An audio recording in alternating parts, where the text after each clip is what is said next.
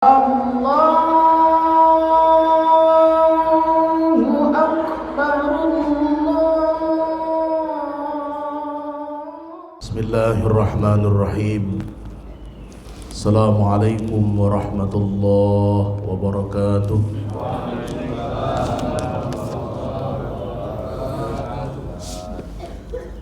Alhamdulillahil wahidil qahar, Al-Azizil Ghafar, Muqawwirul Laili 'alan Nahar, Tabsiratan li'ulil qulubi wal absar. Nahmaduhu nasta'inuhu wa nastaghfiruhu wa na'udzu billahi min sururi anfusina wa sayyiati a'malina.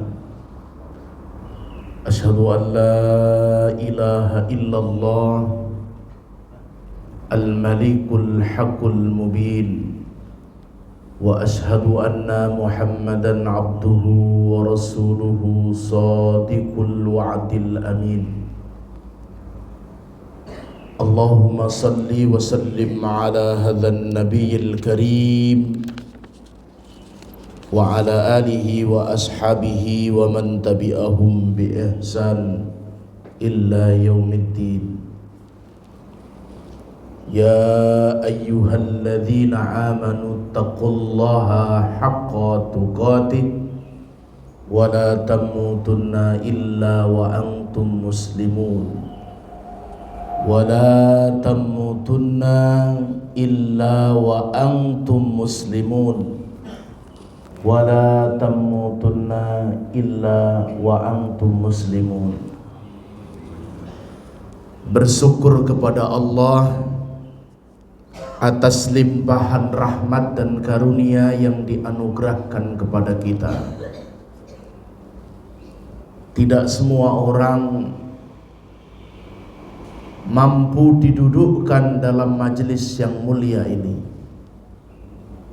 Betapa banyak orang yang diberikan keleluasaan harta, keleluasaan kesehatan dan kesempatan, tetapi belum didudukkan dalam majelis ilmu dan majelis mulia ini. Maka bersyukur kita yang Allah tanamkan sifat istiqamah di dalam hati kita, sehingga tetap talabul ilmi dan istiqamah dalam menjaga salat berjamaah. Inilah bekal sesungguhnya untuk mengarungi dan menghadapi kehidupan. Harus tawazun, seimbang. Jika kita bekerja dengan kerasnya untuk memenuhi kebutuhan dunia, maka kita juga harus ibadah yang sekeras-kerasnya untuk kemuliaan kita kelak nanti. Jadi Islam adalah agama yang tawazun, agama yang mengajarkan keseimbangan antara dunia dan akhirat. Bukankah doa kita Rabbana atina fid dunya hasanah wa fil akhirati hasanah wa qina adzabannar? Meminta kebaikan hidup di dunia, meminta kemuliaan hidup di akhirat, dan tidak cukup dari itu, wa qina adzabannar, agar kelak kita dijauhkan dari azab siksa api neraka. Salawat teriring salam semoga Allah curahkan kepada uswah hasanah kita, Nabi besar Muhammad sallallahu alaihi wasallam. Semoga kita yang istiqamah di dalam jalan sunnahnya mendapatkan syafaat di yaumil akhir nanti. Hadirin sekalian yang berbahagia, suatu ketika Rasulullah sallallahu alaihi wasallam beserta para sahabat menyampaikan beberapa hal. Salah satunya Rasul mengatakan, umatku itu kelak seperti buih di lautan. Kalau ada angin ke barat, dia akan ikut ke barat. Angin ke selatan akan ikut ke selatan. artinya menjadi umat yang kurang dalam teguh pendiriannya. Kemudian ada sahabat yang bertanya, "Ya Rasul, apakah umat nanti sedikit?" Kata Rasul, "Justru banyak, tetapi terombang-ambing." Maka disinilah pentingnya takwa, pentingnya kedekatan kita kepada Allah di tengah gempuran dan fitnah zaman. Semakin lama, semakin modern, semakin peradaban maju, tentunya membawa fitnah dan dampak bagi ad-din, agama kita. Sehingga kadang yang muhkamat menjadi mutasyabihat, yang mutasyabihat menjadi muhkamat, yang jelas menjadi samar, yang samar malah menjadi tidak jelas. Maka itulah fitnah yang ada pada zaman sekarang. Maka Imam Ali radhiyallahu an memberikan 4 ciri. Kalau 4 ciri ini ada pada diri manusia, maka manusia ini adalah orang yang mampu menjaga ketakwaannya. Yang pertama kata Imam Ali, al-khawfu minal jalil, al-khawfu minal jalil. Orang yang di dalam hatinya ada rasa yang takut yang besar kepada Allah Subhanahu wa taala. Orang yang bertakwa itu memiliki sifat al-khawf, sifat takut yang luar biasa.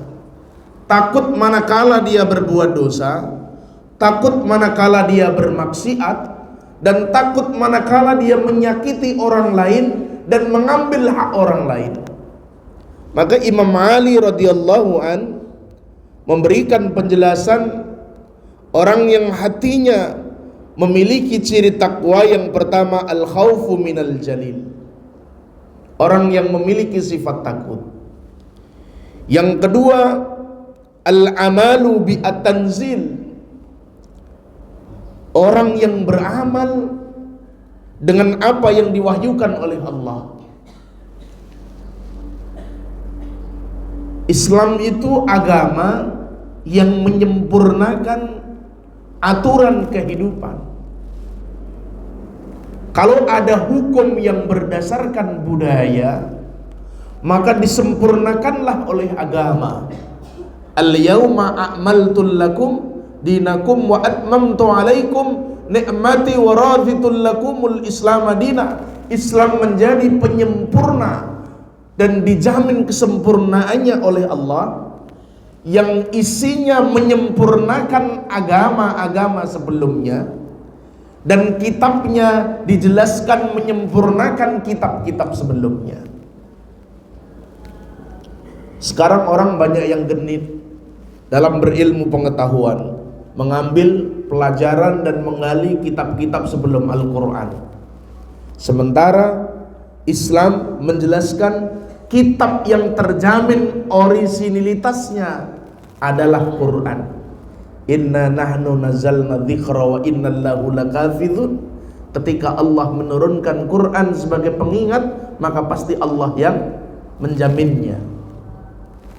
Yang ketiga kata Imam Ali radhiyallahu an, ciri sifat yang dimiliki oleh hamba yang bertakwa adalah ar-ridha bil qalil, merasa cukup dan ridha dengan pemberian Allah. Kalau hari ini kita diberikan oleh Allah rezeki yang terbatas dan sedikit, maka kita mengucapkan alhamdulillah, semaksimal mungkin kita berbagi. Ketika hari ini kita diberikan oleh Allah rezeki yang lapang, maka bersyukur kita juga berlipat-lipat, dan banyak juga yang kita infakkan di jalan Allah. Maka kata Imam Ali, ar-ridha bil qalil, merasa cukup dan ridha atas pemberian Allah.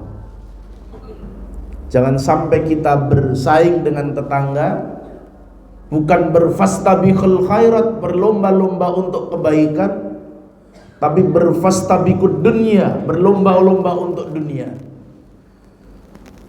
Tetangganya beli mobil yang baru, merasa tersaingi. Besok saya juga beli. Tetangganya fasilitas hidupnya mewah, saingi. Sementara di kantor akhirnya menggunakan fasilitas-fasilitas yang tidak boleh dipergunakan hanya untuk menjawab persaingan fastabihud dunia tadi. Berlomba-lomba dalam urusan dunia. Islam tidak melarang untuk kita menjadi orang yang kaya. Justru Islam mengajarkan terus berikhtiar untuk dunia. Karena haji dengan uang, berzakat dengan harta, berinfak juga dengan harta. Tetapi manakala harta itu kita sudah dapatkan, jangan sampai setan menggoda kita. Kita tertanam sifat kikir, tertanam sifat pelit, tertanam sifat keburukan, sehingga harta yang kita dapatkan tadi kita genggam dengan erat, seakan-akan murni ini hak kita, tidak ada hak orang lain. Hadirin sekalian yang berbahagia, kemudian kata Imam Ali radhiyallahu an, orang yang bertakwa al-istidadu liyaumir rahil, senantiasa mempersiapkan bekal untuk menghadap Allah. Bekal untuk menghadap Allah harus terus ditabung. Kita ini kalau mau mudik, bagi yang mudik, kenapa enggak mudik? Aduh, ongkosnya pas-pasan. Kenapa enggak jalan-jalan? Ongkosnya pas-pasan. Mau pergi saja ongkosnya pas-pasan, enggak berani. Kita mau mati menghadap Allah, belum punya bekal, tapi sudah berani. Maka wala tamutunna illa wa antum muslimun. Jangan kita menghadap Allah melainkan dalam keadaan berserah diri kepadanya. Lalu bagaimana menjaga takwa di tengah gempuran dan fitnah zaman ini? Luar biasa zaman ini Bapak Ibu sekalian. Maka kita harus berdoa, ya Rabb, berilah kami pemimpin yang adil, rizki yang halal, keberkahan dalam hidup, ketenangan dalam berumah tangga, kesalehan anak generasi kami. Karena virus akhlak, virus moral ini luar biasa dihajar Bapak Ibu. Narkoba luar biasa setiap waktu datang. Yang memakai narkoba dulu orang-orang kota, sekarang sudah sampai tingkatan kampung-kampung memakai narkoba. Yang jual narkoba tidak hanya penjahat, tapi oknum-oknum yang berseragam juga jual. Fitnah luar biasa. Maka kencangkan ikat pinggang, didik keluarga, didik lingkungan di tengah zaman yang rusak ini. Maka yang pertama adalah muraqabah. Muraqabah adalah merasa Allah mengawasi kita terus. Hati kita harus tertanam sifat muraqabah, merasa Allah mengawasi kita setiap waktu. Kalau Allah mengawasi kita setiap waktu, di dalam hati itu kita tanamkan di dalam diri kita, maka kita tidak berani bermaksiat. Begitu ada uang di kantor bukan hak kita, tapi jelas jumlahnya banyak, mau diambil, tiba-tiba muraqabah ada pada hati kita, nggak jadi. Jangan-jangan uang ini bukan hak saya, dan ini pasti bukan hak saya, Allah mengawasi, tidak jadi. Kalau seperti itu pola hidup yang ditanamkan pada diri kita, insya Allah kita akan mampu menjaga keimanan. Muraqabah itu penting. Hari ini orang berpikir tidak ada halal, tidak ada haram. Hari ini kita berpikir nggak apa-apa, nanti kita bertobat kepada Allah. Yang penting barang sudah kita pegang dulu. Orang yang muraqabah merasa diawasi oleh Allah, dia tidak akan pernah berani mengambil hak yang bukan haknya. Tidak berani menelan makanan yang makanan itu tidak ada izin bagi pemiliknya. Sampai-sampai ketika kita wafat nanti Bapak Ibu sekalian, Ada keluarga kita atau yang mewakili mengucapkan, apabila ada utang piutang, mohon urusannya ke kami. Ada muamalah, urusannya ke kami. Ada makanan yang tidak termakan, yang termakan tanpa izin, mohon diridhokan. Karena beratnya ketika kita nanti menghadap Allah, jangan sampai ada secuil hak orang lain yang kita ambil, dan ada kezaliman yang kita lakukan sementara kita belum mendapatkan maaf dari orang yang kita zalimi. Maka manakala ada orang yang berbuat zalim, berbuat curang kepada orang lain, kemudian orang itu mengadu kepada Allah dan berdoa kepada Allah, sesungguhnya kita dalam keadaan musibah yang besar. Kita zalim kepada orang lain, kita bermaksiat dan menyakiti orang lain, kemudian orang lain itu mengadu kepada Allah, maka posisi kita dalam keadaan musibah yang besar. Maka selalulah kita memohon ridho, memohon ampun dan memohon maaf kepada makhluk, kepada manusia, manakala ada hal yang tidak membuat orang lain senang dan nyaman terhadap diri kita. Yang kedua, menjaga takwa di tengah gempuran zaman ini. Kita harus banyak bermuhasabah setelah muraqabah. Muhasabah itu introspeksi diri. Seberapa usia kita, seberapa umur kita, berapa amal kita dibanding dengan dosa-dosa kita. Kalau orang terus bermuhasabah, berintrospeksi diri, menghisap diri, maka orang tidak ada yang menghisap orang lain dan mengintrospeksi orang lain sebelum menghisap dirinya. Ini kan kebalikannya hari ini. Orang melihat orang lainnya salah semua. Orang mengkritik orang lainnya luar biasa buruk semua di hadapan kita. Tetapi ternyata kita tidak pernah bermuhasabah, tidak pernah introspeksi diri terhadap apa yang kita lakukan. Jangan-jangan justru kesalahan kita lebih banyak daripada mereka yang kita benci. Jangan-jangan keburukan kita lebih banyak daripada yang mereka benci. Manusia itu menghormati kita bukan karena kita baik. Manusia itu menghormati kita bukan karena itu mulia, tapi Allah sedang tutup keburukan kita. Allah hijab keburukan kita sehingga orang tidak tahu tentang keburukan dan dosa-dosa yang kita lakukan. Manakala Allah tampakkan dosa kita di depan mata manusia, manakala Allah bukakan dosa kita di depan manusia, maka manusia akan menjauhi kita. Maka bersyukur ketika Allah tutup aib kita, dan jangan kita membuka aib orang lain, karena Allah pun sedang menutup aib kita. Kalau ada hal dan keburukan yang ada pada orang lain, segera tabayun, klarifikasi. Karena kalau diucapkan berulang-ulang, kalau benar menjadi ghibah, kalau salah menjadi fitnah. Sekarang ghibah itu menjadi industri yang luar biasa. Ada gosip di TV itu menjadi produk-produk yang banyak iklannya. Orang tidak meninggal dikabarkan meninggal. Orang tidak selingkuh dikabarkan selingkuh. Orang tidak hamil dikabarkan hamil. Dan itu dilihat oleh jutaan pasang mata. Aib-aib yang diumbar, kebohongan-kebohongan yang diumbar, dan itu sudah menjadi luar biasa. Industri gosip itu luar biasa.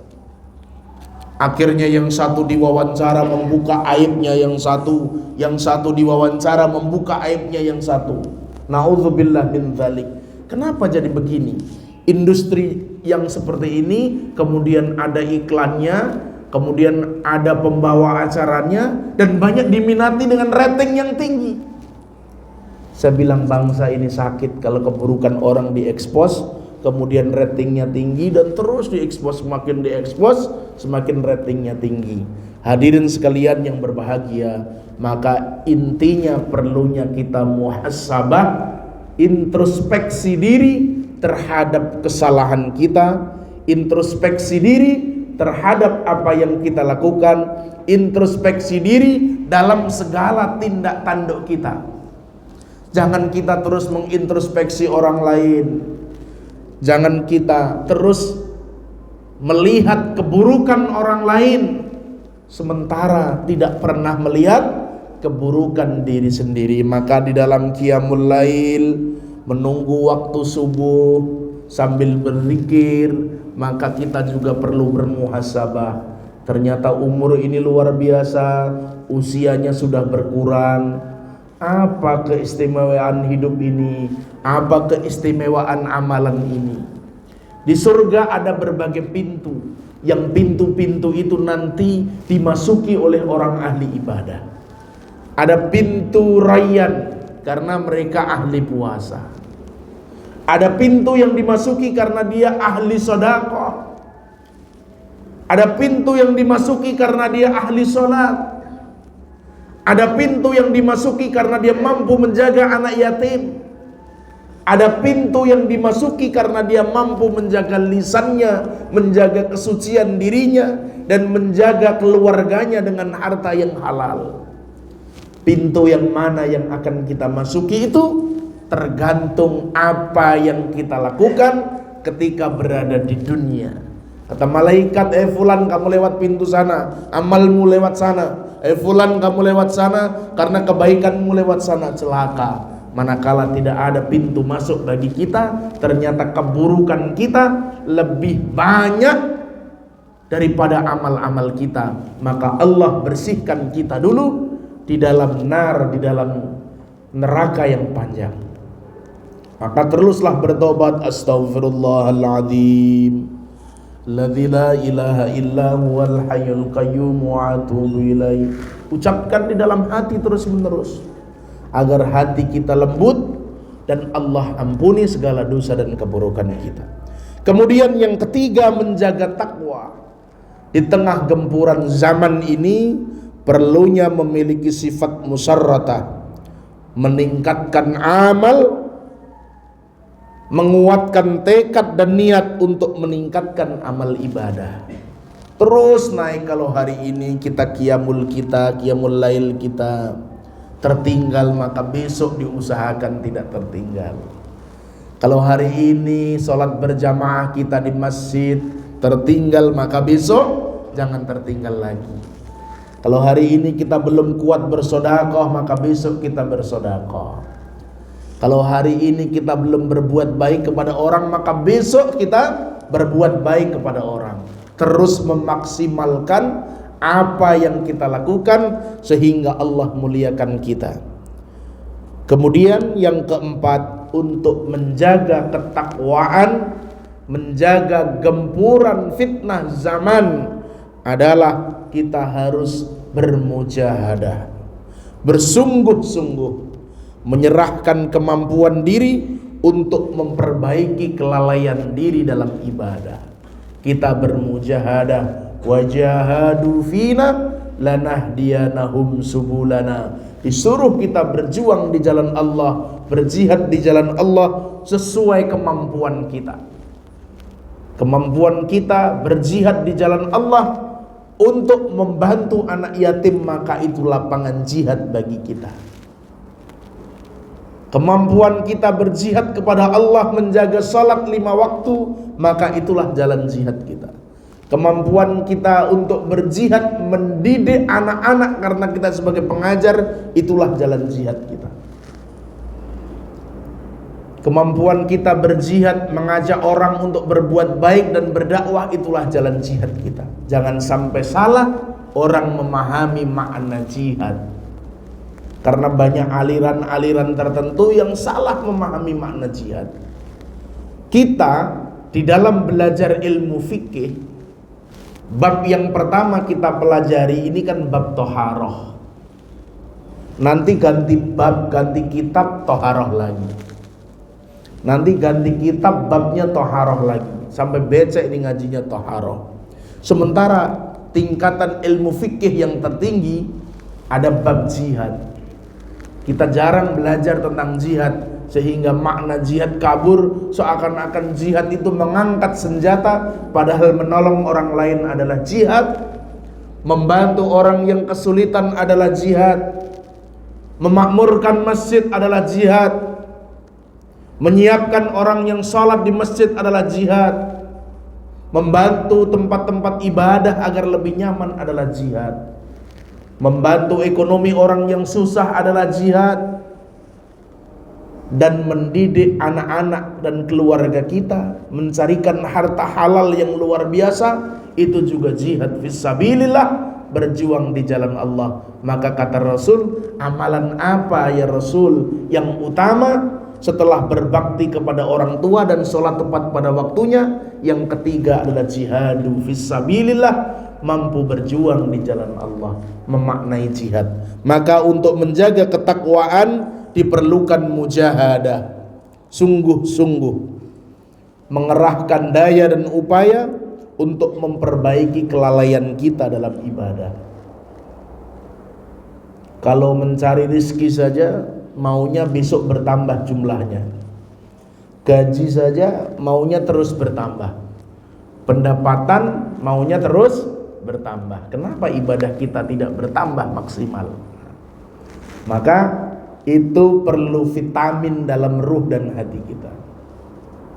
Kalau hari ini kita bersodakoh 1 lembar, insya Allah kita bersodakohnya besok 2 lembar. Kalau hari ini kita qiyamul lailnya 2 rakaat, besok 4 rakaat. Kalau hari ini tidak sholat duha, besok kita sholat duha. Terus jaga. Kalau hari ini tertinggal sholat 5 waktu, maka besok tidak tertinggal lagi. Itu namanya mujahadah, bersungguh-sungguh inginnya maksimal dalam urusan dunia, ininya maksimal dalam urusan harta, maka maksimallah juga dalam urusan kepada Allah Subhanahu wa taala. Yakinilah kalau kita maksimal kepada Allah, maka pasti Allah bukakan jalan. Wa yarzuqu min haitsu la yahtasib. Tidak mungkin Allah tidak membuka usaha. Tidak mungkin Allah tidak membukakan jalan, dan jalan itu dibukakan tanpa pintu yang disangka-sangka. Kemudian menjaga ketakwaan di tengah pudarnya zaman ini, kita harus memohon keteguhan iman. Ya mutqallibal qulub, tsabbit qulubana ala dini. Ya Rabb yang membolak-balikkan hati, teguhkanlah hati kami dalam agamamu, kuatkanlah hati kami dalam iman, tanamkanlah hati kami dalam Islam, sehingga kami mengarungi kehidupan ini penuh dengan ketawakalan. Ya mutqallibal qulub, tsabbit qulubana ala dinik. Baca itu menjadi amalan kita setiap waktu, setiap kita keluar dari rumah, setiap kita ingin mencari nafkah, setiap kita ingin mengejar dunia. Ya mutqallibal qulub, tsabbit qulubana ala dinik. Ya Rabb yang membolak-balikkan hati kami, teguhkanlah hati kami dalam agamamu. Karena banyak orang yang hari ini masuk rumah dalam keadaan muslim, begitu keluar sudah dalam keadaan kafir, minimal mengikuti tradisi dan gayanya orang-orang kafir. Maka teguhkanlah hati kami dalam agamamu. Yang terakhir, menjaga ketakwaan di tengah gempuran zaman ini, perlunya kita memiliki sifat istiqamah, konsisten. Ya Rasul, kami sudah bertakwa, maka apalagi ittaqullaha tsumastaqim.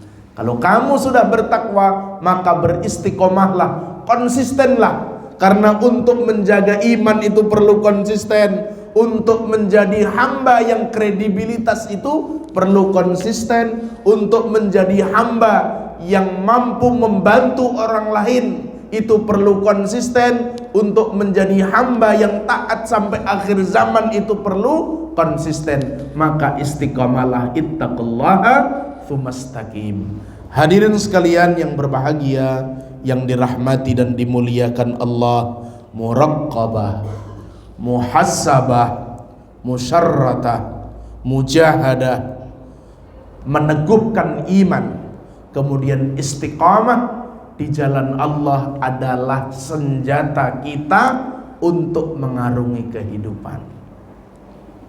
Senjata kita untuk mengarungi kehidupan ini dikala kita dalam situasi yang memang terombang-ambing, keburukan, kebaikan terus bercampur, maka istiqamah adalah kunci untuk menjadi pintu penenangnya. Hadirin sekalian yang berbahagia, kita berdoa tentunya menanamkan kebaikan di hati kita. Kalau kita sudah mampu menguatkan keimanan, keislaman di dalam diri, tanamkan itu di dalam istri dan anak-anak kita. Jangan sampai kita beragama, jangan sampai kita berdinil Islam, tetapi anak kita lemah dalam hal beragama. Kalau berani mengambil guru les yang mahal, bahasa Inggris, musik, robotik, itu mahal semua. Robotik itu gak ada yang murah. Panggil juga guru ngaji ke rumah, masukkan dia ke lembaga-lembaga pendidikan Islam, agar nanti jadi apa saja anak kita, tetapi kuat imannya, kuat mentalnya, kuat hatinya, dan istiqomah dalam Islam. Jangan sampai kita meninggalkan generasi yang lemah. Jangan sampai kita meninggalkan generasi yang tidak mengenal agama Allah. Maka doakan anak-anak kita, doakan generasi-generasi kita agar menjadi generasi yang mampu menjaga salatnya. Rabbi ja'alni muqima salati wa min dzurriyyati rabbana wa taqabbal du'a. Rabbana ighfirli wa liwalidayya walil mu'minina yauma yaqumul hisab. Mendoakan generasi anak kita agar menjadi anak yang mulia, yang nanti kelak ketika kita tidak ada, mereka yang mendoakan kita. Wassallallahu ala Muhammadin wa ala alihi wa sahbihi wasallim. Kita lanjutkan dengan diskusi tanya jawab jika ada pertanyaan.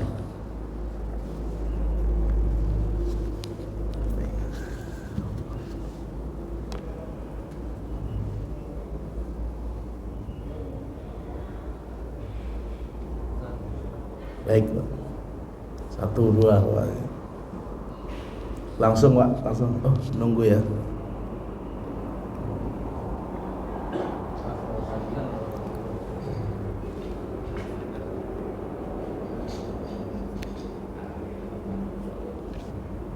Baik.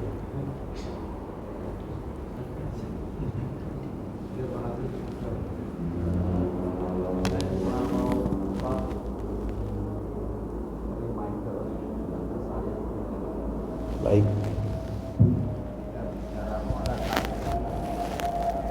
Antum muslim. Baik lagi bahwa kita tadi Pak Ustaz mengatakan bahwa tiap orang yang mau meninggal itu nanti keluarga sampai bilang kalau ada yang ini dinikahkan dan macam. Dan ketika berbicara kita dianggap tadi pernah menzolimi orang, sementara orang itu berbeda, kita tetap kita maafkan. Itu bagaimana solusinya supaya kita nggak ada beban, yaitu satu. Terus kedua yang kecil, contoh saya sebagai pegawai dulu di masa lalu BUMN, kadang-kadang bawa kertas di kantor tuh bawa pulang. Maksudnya tuh saya ada keperluan yang bersifat pribadi, daripada malas beli kertas, saya bawa kertas dari kantor. Dan itu kantor nggak tahu. Nah, seperti itu ketika saya mau sekarang ini bertobat, minta maaf, apakah saya cukup bertobat ini? Lalu minta maafnya kepada siapa? Direktur utamanya udah meninggal. Ya, ini contoh ya. Udah direksinya udah semua yang kepala apa? Ya apalagi dulu saya sempat jadi kepala cabang, baru berkuasa di cabang, kan mau minta maafnya ke siapa? Kalau tiba-tiba saya sempat dua lembar kertas dari kantor untuk dirubah, ya bukan untuk pekerjaan kantor. Adalah untuk malah organisasi yang lain. Saya kerja di rumah tapi pakai tas dari kantor. Hah? Nah itu saya nggak tahu ya, apakah cuma saya sendiri yang mengalami itu, tapi apakah warga yang lain saya juga belum tahu. Tapi saya cuma kepingin Pak Ustadz, bagaimana kalau cara saya tuh bertobatnya atau meminta ampun supaya nggak ada beban lagi terhadap dosa-dosa yang kecil kayak gini. Saya pernah dibentak si Anu, pernah belum minta maaf. Saya menjolimi si Anu, atau mungkin saya membohongin orang misalkan, walaupun membohongin yang kebaikan, tapi artinya itu gak dosa itu. Nah, mohon Pak Ustadz berikan pencerahan. Semoga sih cuma saya aja atau warga lain yang nggak ada mengalami seperti saya, tapi saya memperkirakan yang kayak saya banyak di sini. Jadi semuanya diam dong, nggak mau nanya. Jadi mewakili gitu ya. Terima kasih Pak Ustadz. Baik. Islam itu agama yang mudah. Islam itu agama yang ringan. Dalam bermuamalah itu tidak ada yang ideal. Hidup ini yang halal 100% adalah air hujan yang jatuh dari langit, kita di tengah lapang langsung nada itu. Wah, itu halalnya 100%. Kalau sudah lewat genting kita nggak tahu nih subhat apa enggak ini gentingnya belinya. Tetapi Islam adalah agama yang tidak menyulitkan orang. Dalam bermuamalah itu tidak ada yang ideal. Konon yang negara Islam juga banyak hal-hal yang tidak ideal masih dilakukan. Maka tentunya ciri orang yang baik itu adalah orang yang ketika dia mengingat kesalahannya, yang penting dia ingat dulu kesalahannya. Kalau dia sudah ingat kesalahannya, dia bertobat kepada Allah. Tubu illallah wa taubatan nasuha. Kalau dia sudah taubat kepada Allah karena keburukannya, jangan ulangi lagi. Kalau diulangi lagi, bukan taubat namanya. Kalau kita pernah berbuat keburukan yang kecil-kecil saja, ya perbanyak istighfar. Perbanyak kita memohon ampun kepada Allah. Kalau ada kezaliman yang besar dan itu merugikan orang lain, kita belum sempat meminta maaf, datangi ahli warisnya, datangi anak-anaknya. Kalau itu zalim yang besar. Tetapi Islam mengajarkan jika zalim itu hanya kecil dan orangnya sudah tidak mungkin kita temui, doakan kalau dia sudah wafat. Ganti keburukan yang pernah kita lakukan dengan kebaikan yang kita laksanakan. Doakan ketika dia sudah wafat. Allah Maha tahu terhadap niat yang kita lakukan. Jangankan kertas Bapak Ibu sekalian yang kebawa ke rumah, sekarang mobil aja kebawa ke rumah nggak balik-balik. Orang ada bertanya ketika saya di kementerian, Pak, bagaimana hukumnya kalau mobil ini dibawa oleh sana tapi nggak balik-balik? Itu sudah nggak usah tanya hukum, ambil aja mobilnya ada. Ternyata nggak hanya kertas Pak yang kebawa pulang, mobil, meja, fasilitas, tetapi kalau itu bawanya juga untuk kebaikan kita, urusan yang lain, itu kan muamalah. Yang penting sama-sama ridho. Yang repot kan mobil ini Pak dibawa pulang. Ini untuk apa? Untuk keperluan dakwah di masjid saya. Tapi mobilnya nongkrong di rumah terus nih. Jadi kalau kita zalim hal yang kecil-kecil saja, kemudian orang lain tidak mungkin kita temui lagi. 40 tahun yang akan datang belum tentu saya bisa ketemu Pak Kaswadi. Siapa tahu Pak Kaswadi sudah bermukim di Mekah sana itu. Kalau saya mau meminta maaf yang kecil itu ongkosnya besar banget ke sana itu. Belum tentu setiap waktu bisa berangkat umroh. Kalau beliau sering berangkat umroh karena memberangkatkan jamaah itu. Tapi kita doakan, ya Rob, dulu si Fulan pernah sekali saya zalimi dengan ucapan saya. Jadikanlah doa yang kami kirimkan menjadi tebusan doa dan kemuliaan. Tapi kalau zalimnya besar, dulu mencurangi rumahnya kita ambil, datang ke rumah, temui ahli warisnya, biar dihitung sama-sama. Kalau itu, tapi kalau anaknya sudah ridho, saya sudah ridho Pak, itu rumah nggak apa-apa. Di belakang kami masih ada 12 lagi rumah yang belum ditempatin. Oh iya, sudah jadi keberkahan berarti itu. Terima kasih itu Pak, kurang lebihnya wallahu alam bisawab. Silahkan selanjutnya. Terima kasih Ustaz. Mungkin ini seperti yang tadi terkait dengan perkembangan zaman juga ya Ustaz ya, bahwa untuk saat ini kita berada pada zaman yang memang mungkin serba digital juga ya. Terkait dengan tarbiyatul aulad dengan anak-anak kita, generasi yang milenial kalau kita bilang, kalau kita kan generasi kolonial ya. Jadi mungkin zamannya berbeda. Rasulullah bilang kalau mendidik anak itu sesuaikan dengan zamannya. Sementara kita saat ini kadang-kadang kalau kita cerita tentang zaman kita itu anak-anak bilang itu kan dulu gitu kan. Sementara kalau kita lihat untuk saat ini bagaimanapun komunikasi kita dengan anak sepertinya kita agak kesulitan. Anak-anak sibuk dengan dunianya, kita juga sibuk dengan dunia kita. Nah, menurut Pak Ustadz, kita juga mungkin bisa jadi bagaimana kita menjalin komunikasi dengan anak-anak kita agar terbangun suasana keluarga yang kalau kita bilang sakinah mawaddah warahmah dengan anak-anak kita, dengan keluarga kita. Anak-anak kita hari ini mungkin bisa jadi sibuk dengan gadgetnya. Kadang-kadang ketika sudah masuk pulang ke rumah, sudah masuk kamar, sudah dengan dunianya sudah. Sementara kita juga bingung bagaimana kita harus mencegah hal seperti ini. Oke, itu saja yang akan saya sampaikan. Terima kasih. Assalamualaikum warahmatullahi wabarakatuh. Kalau pas ke toko buku ada tulisan Al-Manhaj At-Tarbiyah Al-Islamiyah Inda Al-Ghazali, itu tulisan saya dulu. Nggak usah beli Pak, baca aja. Ini promosi nanti dikira. Jadi pas lihat itu Al-Manhaj At-Tarbiyah Al-Islamiyah Inda Al-Ghazali, konsep pendidikan Islam menurut Imam Al-Ghazali. Tapi para ulama lain seperti Muhammad Nasih Ulwan juga menulis Al-Manhaj At-Tarbiyatul Aulad fil Islam, konsep pendidikan anak dalam perspektif Islam. Yang pertama adalah komunikasi, bangun komunikasi yang baik dengan anak. Yang kedua adalah keteladanan.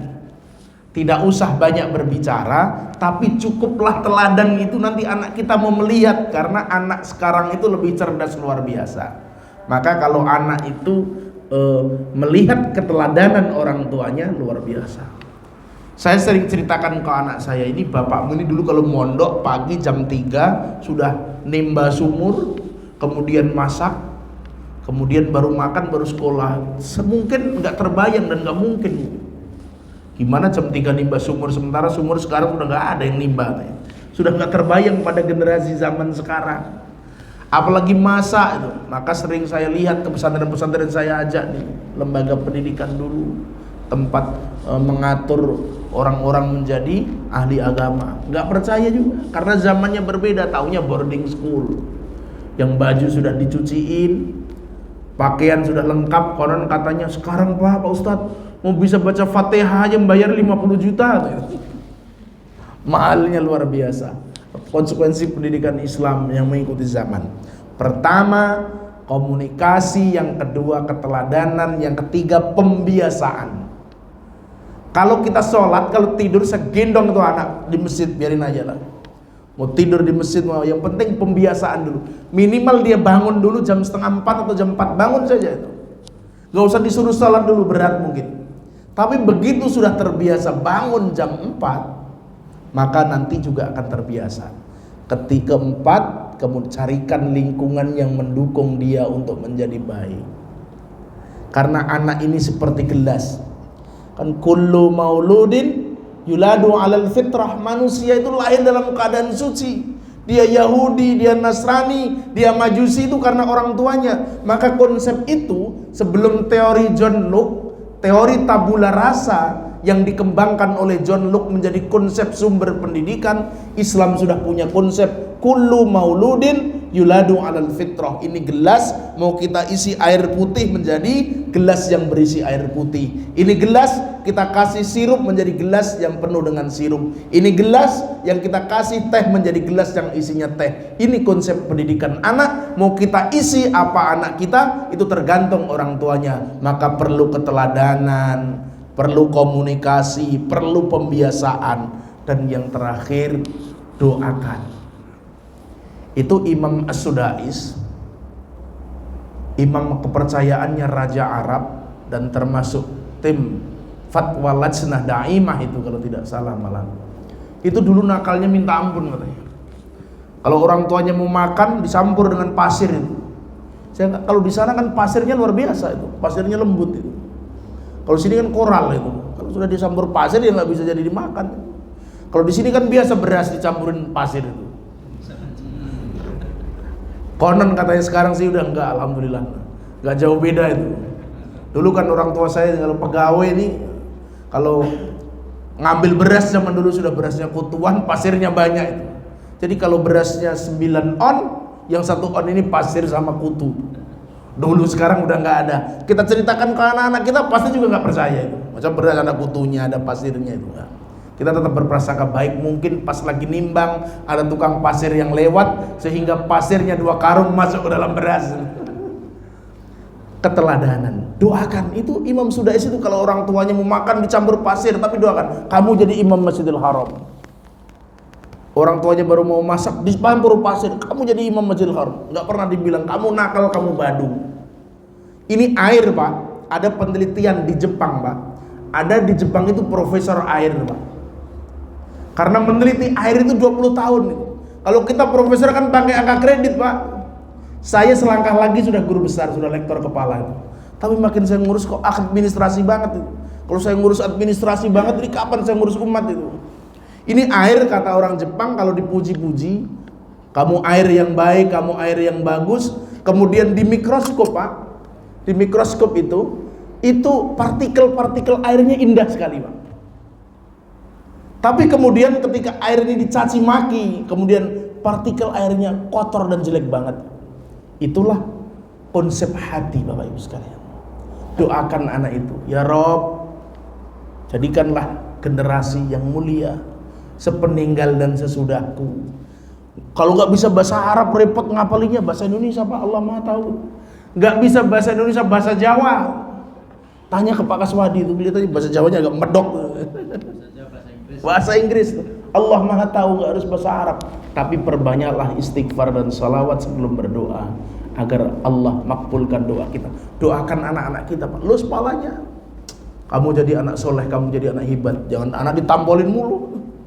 Nanti jadi preman, kenapa? Saya sudah biasa ditampolin sama bapak saya dari kecil. Suatu ketika saya riset, Pak, penelitian. Ternyata lembaga pendidikan, tempat sekolahan itu lingkungannya mempengaruhi dia, Pak. Ada sekolah di Jakarta itu dekat dengan pasar. Sekolah di Jakarta itu nggak jauh dari terminal.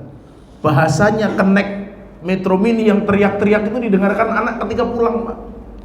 Akhirnya anak itu sampai di rumah diomongin begini, dia nggak tahu kalau omongannya itu omongan buruk. Lingkungan itu mempengaruhi. Milieu pendidikan, dalam konsep pendidikan itu milieu pendidikan, lingkungan pendidikan. Maka perlunya hidden kurikulum yang tersembunyi untuk mengatur itu. Islam mengajarkan itu. Doakan anak kita agar menjadi anak yang mulia, anak yang saleh, anak yang berbakti kepada kedua orang tua. Tentunya mencetak itu sangat lama dan harus bagus, itu harus lama cetakannya. Ini nyetak botol atau nyetak bata saja di Kebumen itu, Pak, tukang genting, tukang bata itu nyetak itu dulu sebelum pakai mesin press itu dicetak, habis dicetak dilus-lus dulu, kalau kurang halus dikasih air dilus-lus lagi. Nyetak bata itu mau jadi cetakan yang halus, apalagi nyetak anak menjadi yang saleh ini. Perlu keteladanan, perlu komunikasi, perlu pembiasaan, perlu dorongan sehingga anak kita menjadi anak yang berbakti kepada kedua orang tua. Nggak harus dipaksa jadi ustadz, kamu harus jadi ustadz, jangan. Udah diajarin saja agama, diajarin saja kekuatan iman kita, dikuatkan ruh dan jasmaninya, insya Allah nanti juga akan tahu jalannya. Jangan sekali paksa anak kita, kamu harus seperti bapak jadi pegawai. Belum tentu alam fikirnya dia sama dengan kita. Kamu harus seperti bapak jadi ustadz, gak bisa juga. Kamu harus seperti bapak belajar bawa jamaah nanti ke Mekah ke Medina biar umrohnya cepet, hajinya cepet. Gak bisa juga, karena alam pikiran anak ini berbeda dengan orang tuanya. Demikian, wassallallahu ala Muhammadin wa ala alihi wa sahbihi wa sallim. Subhanakallahumma wa bihamdika asyhadu an la ilaha illa anta astaghfiruka wa atubu ilaik. Assalamualaikum warahmatullahi wabarakatuh. Allah